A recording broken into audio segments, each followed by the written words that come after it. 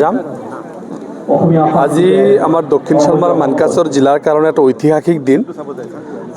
আজি আমাৰ প্ৰথমবাৰৰ কাৰণে আমাৰ জিলাত আমি অসম ক্ৰীড়া সন্থাৰ অন্তৰ্গত এটা খেল অনুষ্ঠিত কৰিব ওলাইছোঁ আৰু মই ঘোষণা কৰিছোঁ যে এইটো এটা আমাৰ কাৰণে ব্ৰিজ ক্ৰিয়েট হ'ব।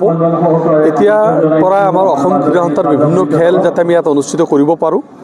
আমাৰ জিলাৰ উঠি অহা ল'ৰা ছোৱালী প্ৰজন্মখিনিয়ে বা ল'ৰা ছোৱালীখিনিয়ে যাতে বিভিন্ন পৰ্যায়ত ভলীবলেই নহয় বিভিন্ন খেলৰ জৰিয়তে যাতে আমাৰ জিলাৰ নাম কঢ়িয়াই আনিব পাৰে আৰু বাহিৰৰ প্লেয়াৰবোৰ যাতে আমাৰ ইয়াতে খেলিব পাৰে তাৰ এটা ব্ৰিজ ক্ৰিয়েট কৰিব বিচাৰিছোঁ। আৰু এই ভলীবল টুৰ্ণামেণ্টৰ জৰিয়তে আমাৰ জিলাৰ উঠি অহা ল'ৰা ছোৱালীবিলাকে আন্তঃজিলা অসম ভিত্তিত inter district inter state national international খেলক এইটো মই কামনা কৰিছোঁ।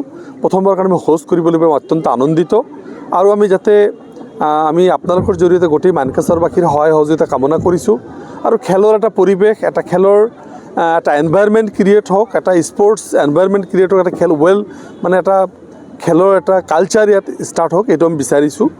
প্ৰথমবাৰৰ কাৰণে DSৰ জৰিয়তে এই ব্যৱস্থা ল'ব পৰা বিষয়টো আমি অত্যন্ত পজিটিভ দিশত লৈছোঁ। আশা কৰিছোঁ সকলোৱে সহায় সহযোগিতা পাম।